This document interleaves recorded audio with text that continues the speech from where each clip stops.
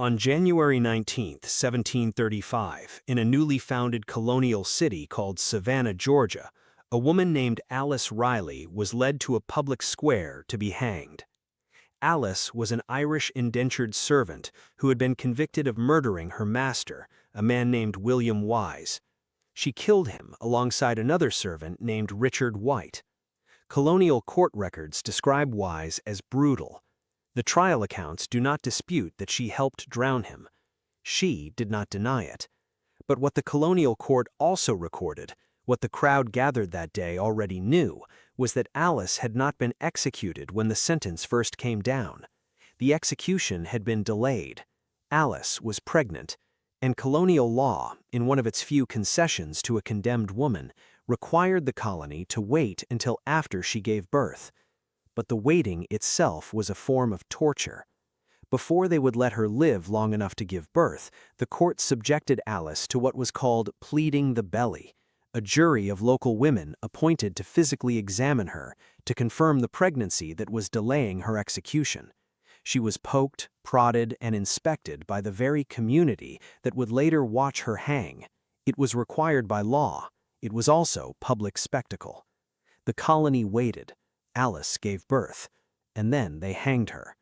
Richard White, the other servant who helped her kill William Wise, had already been executed weeks prior, hanged in the same square, recorded in the same trial documents, then erased.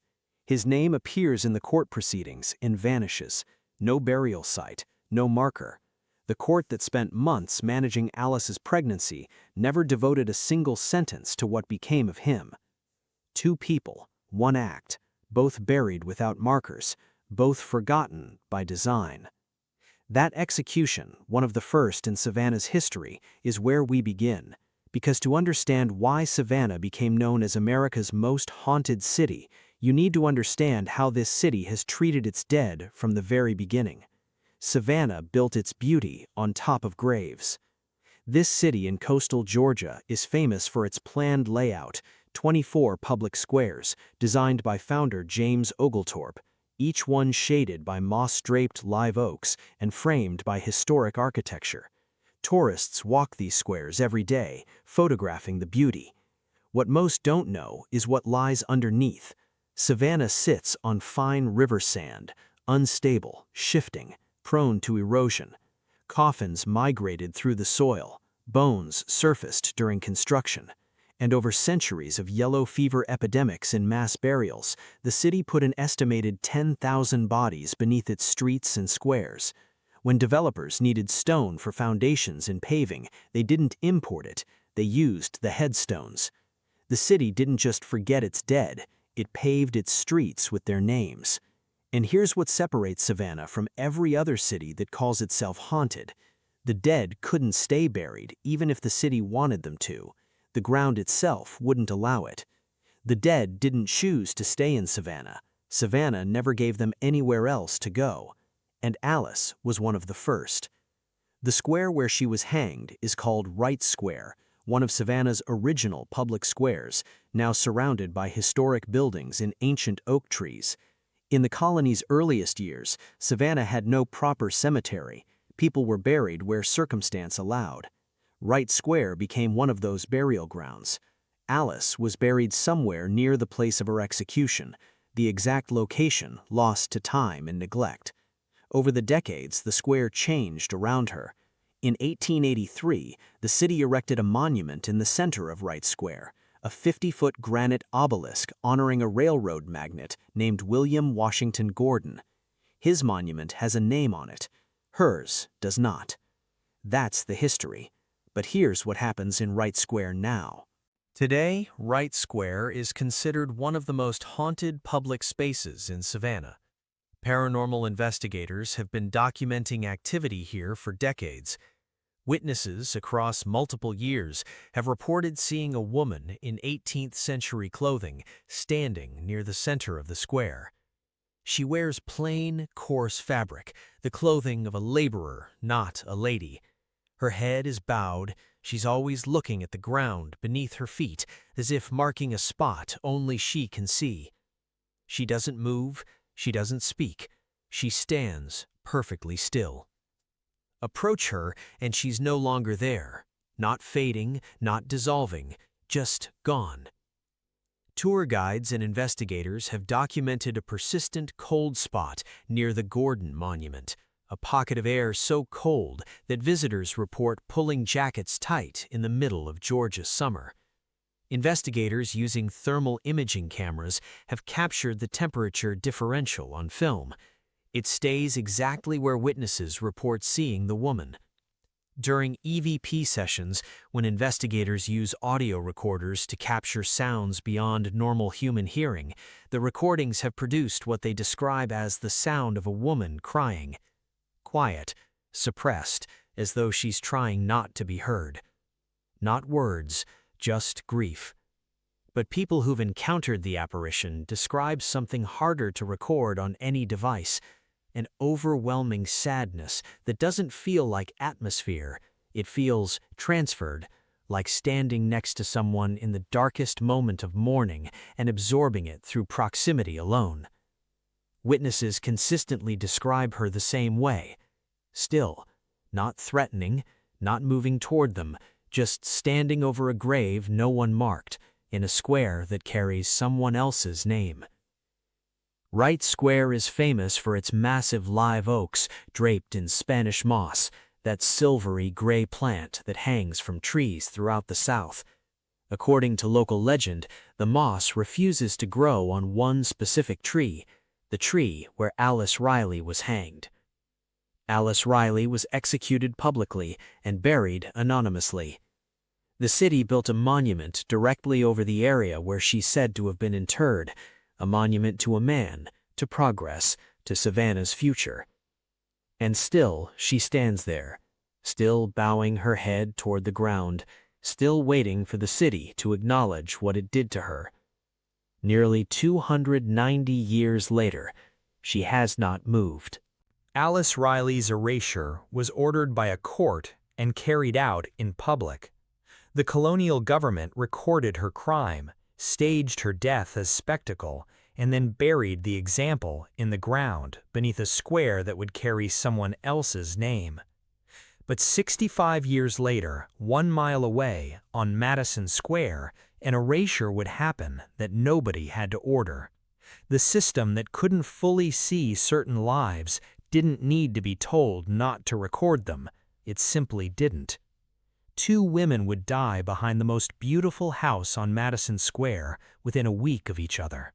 One would be buried with a funeral, the other would enter no record the city chose to keep. The silence wasn't the court's doing, it was the system's.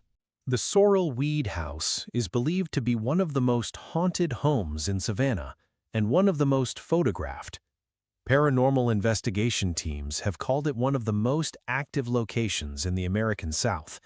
Cold spots, equipment malfunctions, audio recordings that capture breathing in empty rooms. But the haunting doesn't come from the main house itself. It comes from the carriage house behind it. The main house is a Greek Revival mansion built in the 1840s for Francis Sorrel, a shipping merchant whose fortune moved through Atlantic trade and slave-based Southern agriculture. The main house tells one version of Savannah's history: wealth, architecture, preservation. The carriage house behind it tells another. Walk through the Sorrel-Weed house and you'll see Lincrusta. Lincrusta is a deeply embossed wall covering, expensive, imported, a luxury material used only in the wealthiest homes. The Sorrels covered their walls in it. Ornate patterns, European craftsmanship, the kind of detail meant to communicate that this family had arrived. But walk into the carriage house behind the mansion where the enslaved people lived and worked, and you'll see something different on the ceiling. Haint blue. A specific pale blue paint used throughout the Low Country by the Gullah Geechee peoples, who believed it mimicked water or sky, barriers that spirits could not cross. It was painted on porch ceilings, door frames, and window shutters to keep haints, restless spirits, from entering. The Sorrels decorated their mansion with imported European luxury. The people they enslaved painted protection into the architecture of the space they were forced to occupy. And if the stories are true, that protection didn't work, because something happened in that carriage house that the historical record refuses to name. 2 women died within a week of each other, one in the main house, one in the carriage house behind it. One was buried with a funeral and a headstone, the other entered no record at all. That contrast matters when you understand what the historical record actually preserved. Francis Sorrel's wife, Matilda, died in the late 1850s. The documented date is 1859 in some accounts, though sources differ on the exact year and circumstances. Her death became the center of later family lore and tour retellings. But what happened next is where the record breaks down. One of the best-known stories attached to the house says that shortly after Matilda Sorrel's death, an enslaved woman in the household, sometimes also called Matilda in oral tradition, was found hanged in the carriage house. In many retellings, her death is linked to an alleged relationship with Francis Sorrel and jealousy within the household. There is a problem.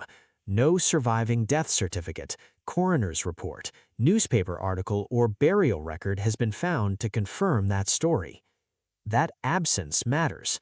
In 19th century Savannah, the death of an enslaved person could pass with little or no formal scrutiny. But the silence goes deeper than that.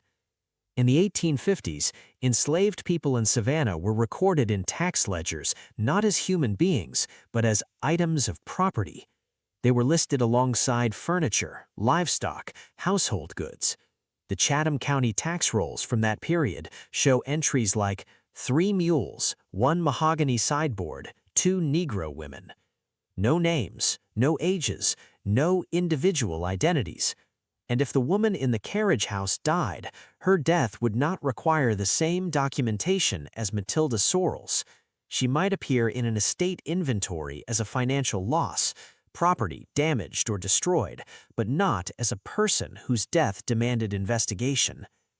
The silence in the archive is not proof that the story happened exactly as later tours tell it, but neither is it proof that nothing happened there. It is, at minimum, consistent with a system that did not consider enslaved lives worthy of full documentation. What is documented is the haunting. Visitors, staff, and investigators describe activity concentrated not in the main residence, but in the carriage house behind the Sorrel-Weed house, the space where enslaved people lived and worked.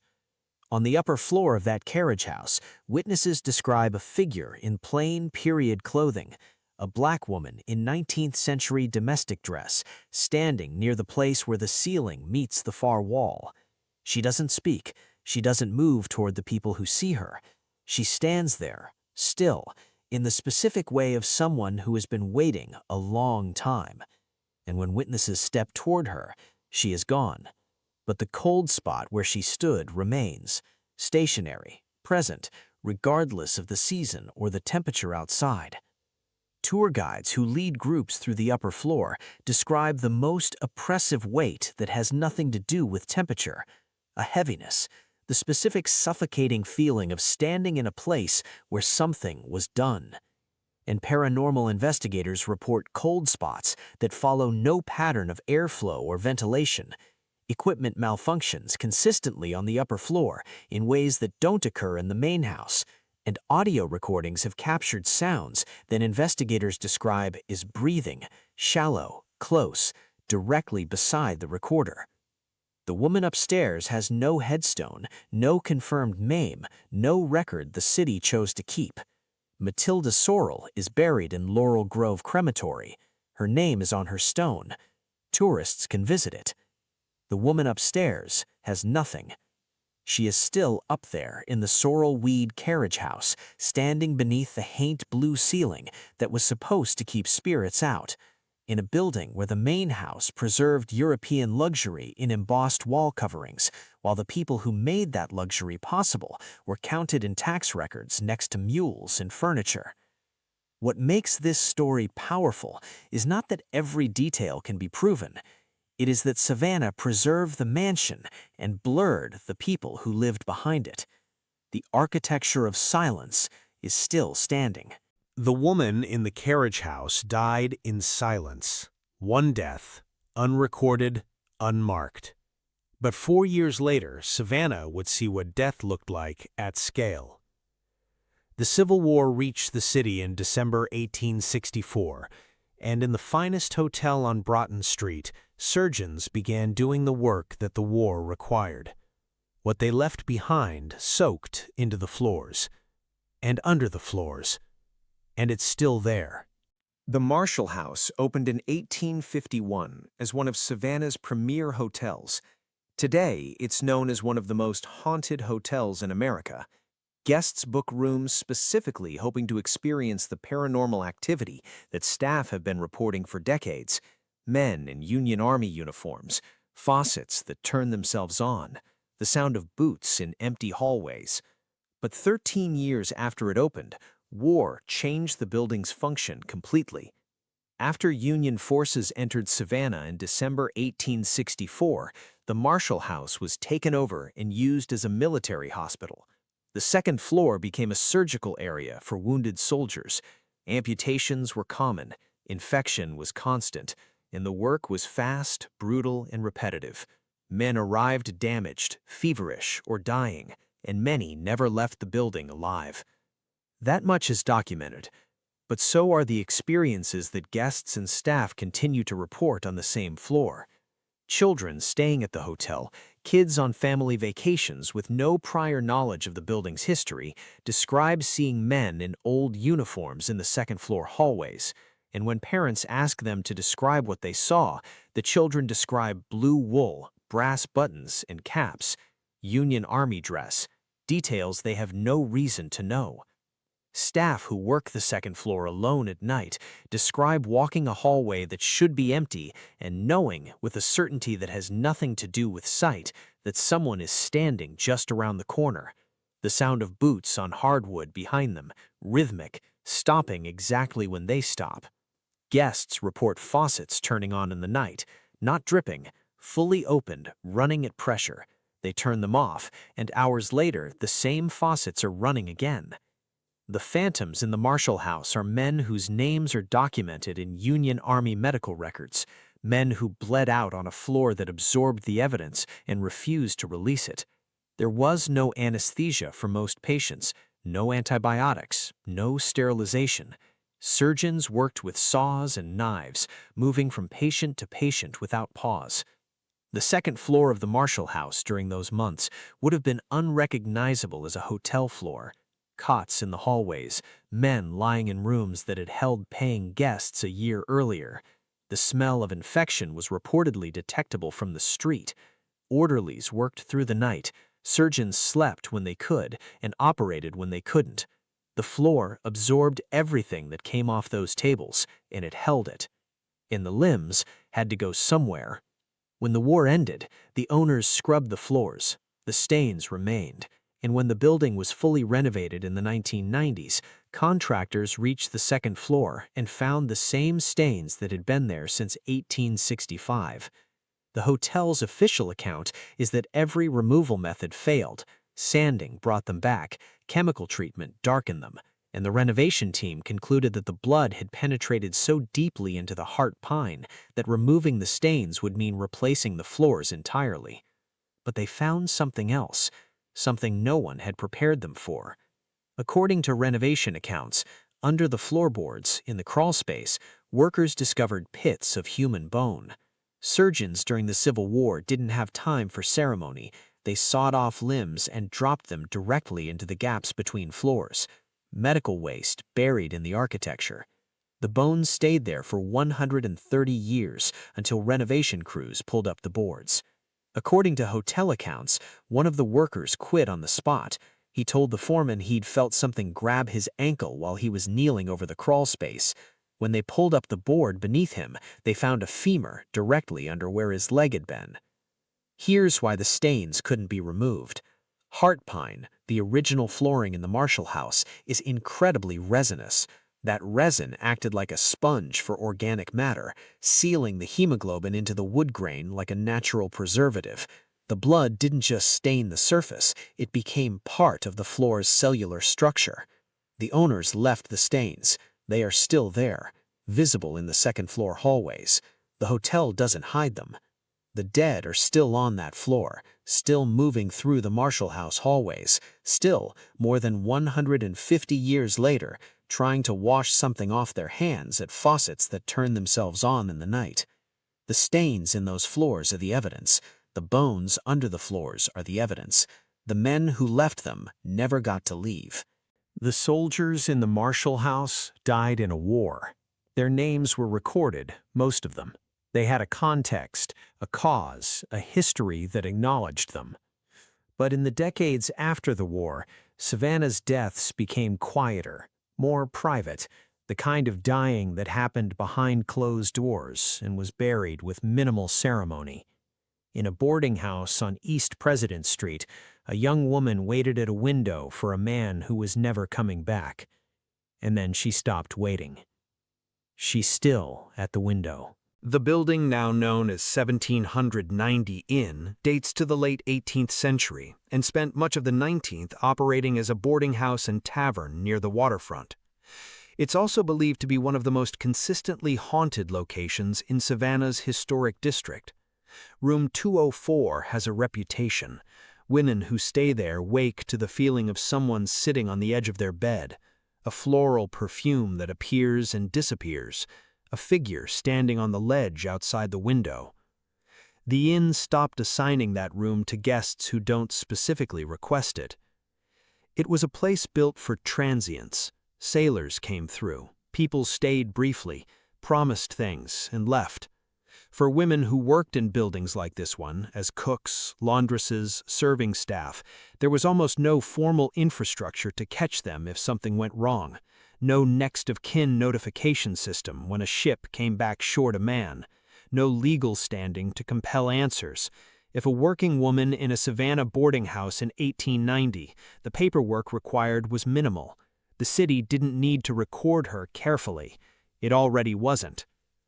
The third floor was added in 1820, a rushed construction job using cheaper materials. The windows are taller than they should be for the ceiling height. The ledge outside is only 6 inches wide. Architects call it a design flaw. Residents in the 19th century called it a death trap. In the late 19th century, a woman named Anna Powers worked in this building. A sailor promised to return for her.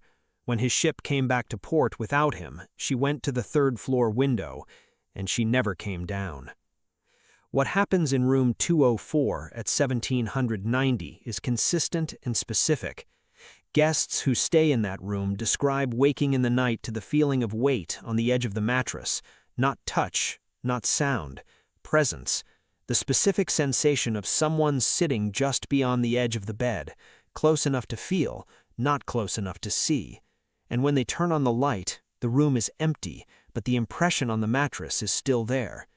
A smell enters the room without explanation, floral, old-fashioned, a perfume that doesn't correspond to anything in the building. It appears and disappears within minutes. And women who stay in the room describe a grief that doesn't belong to them, not atmosphere, something that moves through them, the specific weight of waiting for someone who is never coming, felt in the chest like a physical pressure.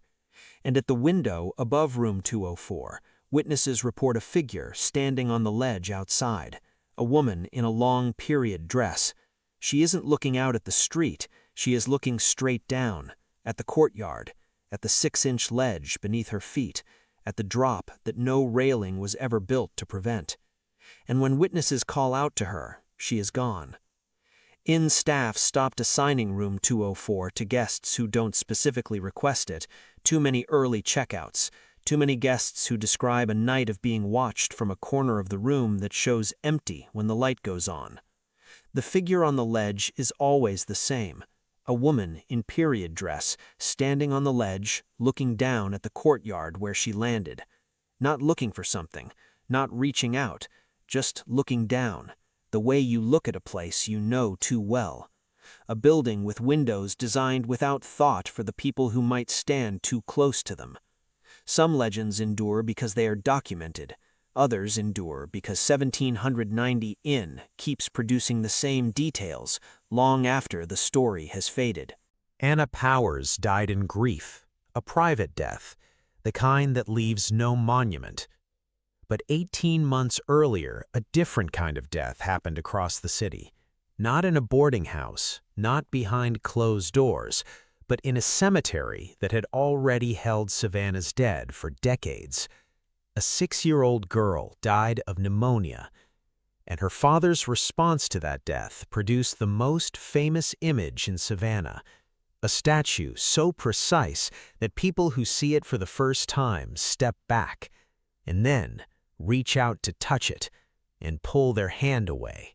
Bonaventure Cemetery is one of the most famous haunted cemeteries in America. Known for its moss-draped beauty, its place in midnight in the Garden of Good and Evil, and the paranormal activity reported throughout its grounds. But the most famous haunting in Bonaventure isn't a shadowy figure or a disembodied voice. It's a statue of a 6-year-old girl, and the statue is warm.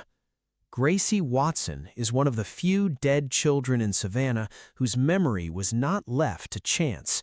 She was born in 1883, the daughter of W.J. Watson, manager of the Pulaski House Hotel, and when she died of pneumonia on April 21, 1889, at 6 years old, her parents commissioned sculptor John Walsh to carve her likeness in marble from a recent photograph.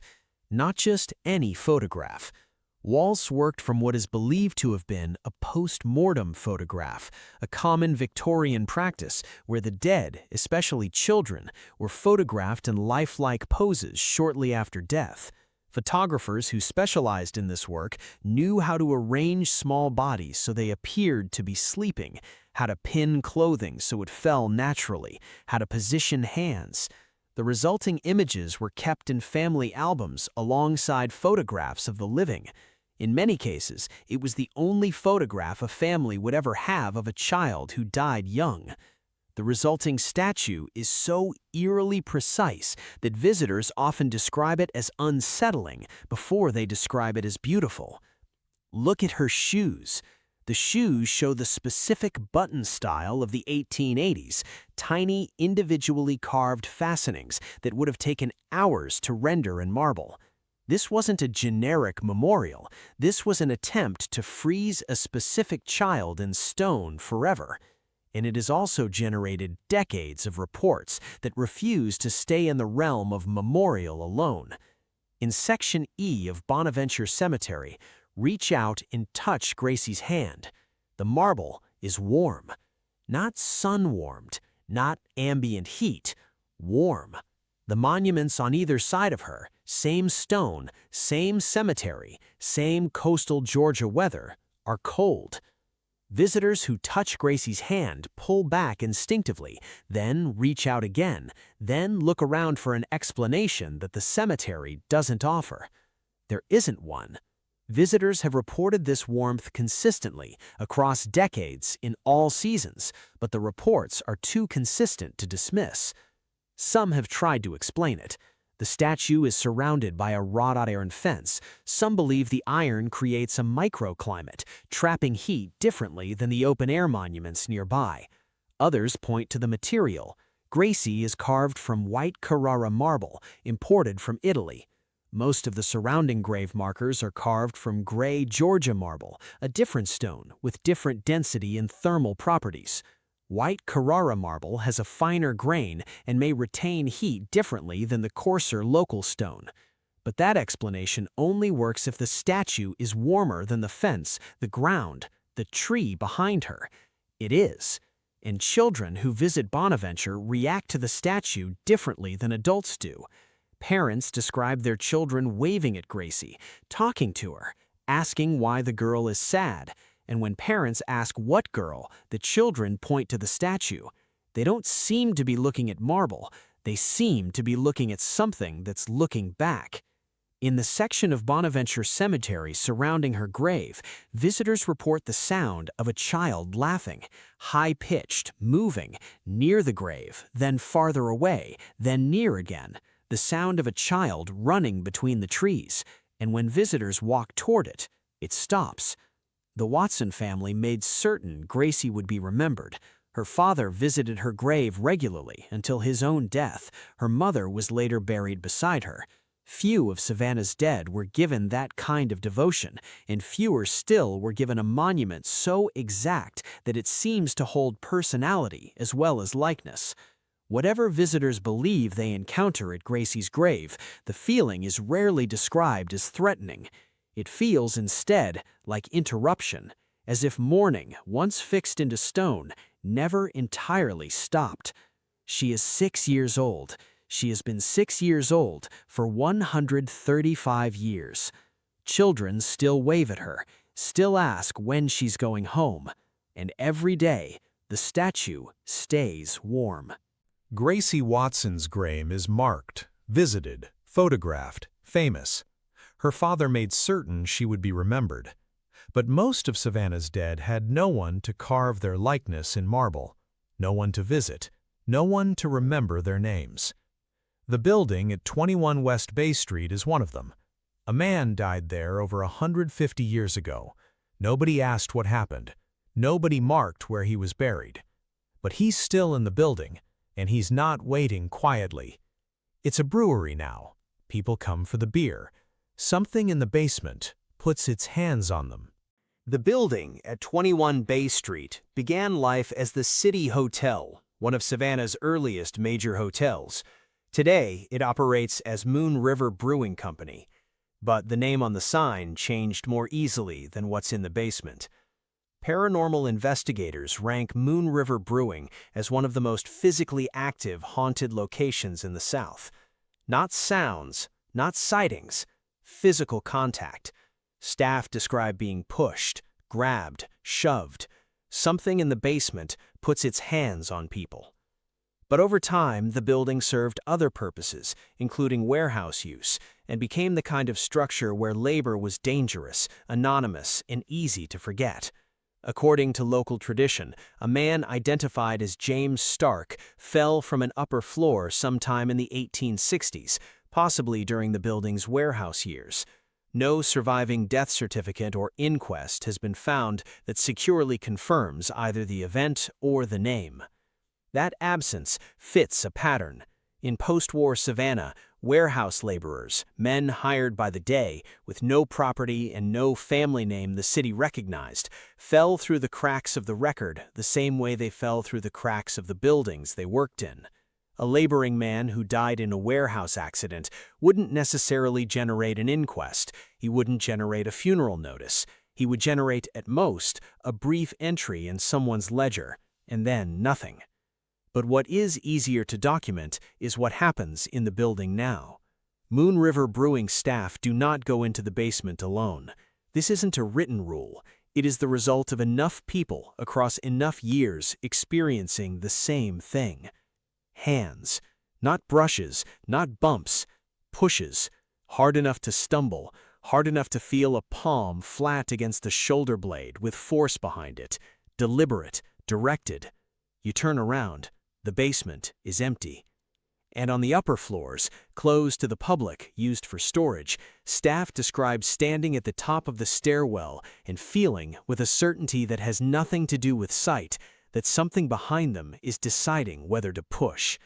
Several employees have felt hands on their shoulders at the top of that stairwell, and bottles have been found shattered in the basement in formations that don't correspond to accidental breakage, lined up, deliberately arranged, broken in identical ways.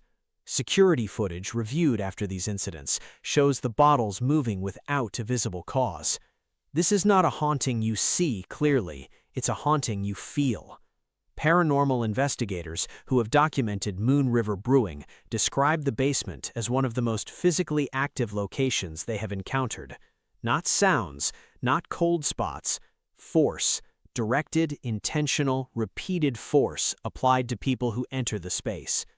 The presence, if it is James Stark, if that name is even correct, is not sad, it is not grieving. Witnesses describe it as angry, insistent, the kind of energy that doesn't want you to leave the room wondering what happened. It wants you to know you were pushed. James Stark, or whoever he was, fell in a building where nobody asked what happened. He was buried in a grave nobody marked. The city moved on without a second look. He is still in that basement, still at the top of that stairwell. Still, after more than 150 years, reaching out and putting his hands on the nearest person he can find. Still waiting for someone to ask what happened to him. James Stark's death was invisible. The city absorbed it, recorded almost nothing, and continued. But 120 years later, Savannah would experience a death so loud, so contested, so relentlessly examined that it would reshape the city's identity entirely. 4 trials, 8 years, the most famous book ever written about this place. And at the end of it all, a house on Bull Street that no one is allowed inside, with lights that turn on in an empty study at 2 a.m. The most famous story in Savannah has a hidden story inside it too. It belongs to a man whose grave nobody visits. The Mercer Williams house stands at 429 Bull Street, built in the 1960s for General Hugh Weed, and later made inseparable from the name Jim Williams, antique dealer, preservationist, and one of Savannah's most visible social figures.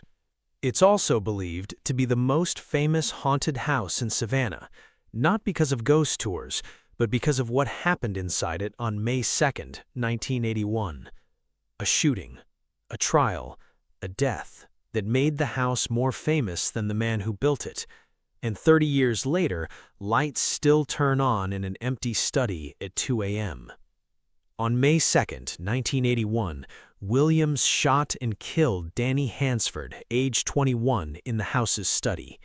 Hansford was described in trial accounts as volatile and troubled, a young man from a difficult background with no money of his own and no family with the standing to demand the city treat his death carefully. What he had was a relationship with a powerful man, and after May 2nd, he had only what the courts chose to do with his memory. What followed was one of the longest legal dramas in modern Georgia history. 4 trials over 8 years, convictions overturned, a hung jury, and finally acquittal in 1989. But one of the critical pieces of evidence was what wasn't there. No blood on Jim Williams' clothing, no spatter, no transfer. For a shooting that allegedly happened during a struggle, the absence of blood became a focal point of the prosecution's case. Williams maintained he had fired in self-defense. The jury, ultimately, believed him. He returned to the house, and on January 14, 1990, he died there of a heart attack, in the same study where Hansford had been killed. Then, the story became a commodity. John Barrett's Midnight in the Garden of Good and Evil turned the case into an international phenomenon. The book spent years on the New York Times bestseller list. It made Savannah synonymous with elegant decay and dark secrets. It made the Mercer Williams house more famous than the murder that happened inside it. Savannah turned a murder trial into a bestseller. It built an entire tourism identity around beautiful tragedy, but it never gave Danny Hansford the same treatment. From the sidewalk on Bull Street, at night, in a house that is locked and unoccupied, the lights in the study turn on. Neighbors who have lived on that block for decades describe it as a regular occurrence. Not every night, but often enough that it's stopped surprising them. Police called to investigate have found the building locked and undisturbed. No one inside. And witnesses report a figure visible in the study window, not moving, standing, looking out at Bull Street with the stillness of someone who has been in that room for a very long time. And when people point it out to others, it is gone. Former tour guides described what happened at the study doorway. Visitors who had walked through every other room without hesitation would stop at the threshold and not go in. Not because anyone told them not to, because something in the room stopped them. And former staff describe hearing from outside a locked study the sound of a chair being dragged slowly across a wooden floor. Here's what the book didn't make famous, what the tours don't mention, what Savannah chose not to preserve. Danny Hansford is buried in Greenwich Cemetery with no marker, no headstone, no name in stone. The young man whose death became the most famous murder case in Savannah history reportedly entered the ground with nothing to mark that he was ever there. Jim Williams is buried in Gordon, Georgia. His grave has a headstone. The presence in that study has never been identified. 2 men died in that room 9 years apart. None of it names itself. But one of them has a ghost tour named after his house. The other entered an unmarked patch of ground in a cemetery nobody visits. The house on Bull Street will never answer which one of them is still in there, but it might answer which one the city chose to forget. Savannah was designed to be orderly. It didn't work. The city sits on sand. Graves migrated. Headstones became paving stones. The dead were listed in tax ledgers next to furniture. 255 years of names kept and names erased. The Tourism Board calls it America's most haunted city. Ghost tours run every night, but the brand only shows you half the story. The bones under the Marshall House floors are real.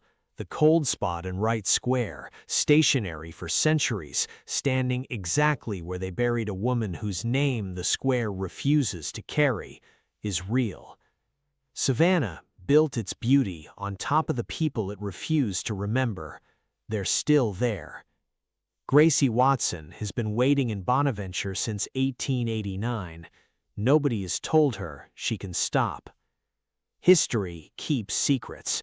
The names that got erased, the graves that got paved over, the stories that never made it into the official record. They're still out there. Subscribe, and we'll keep digging.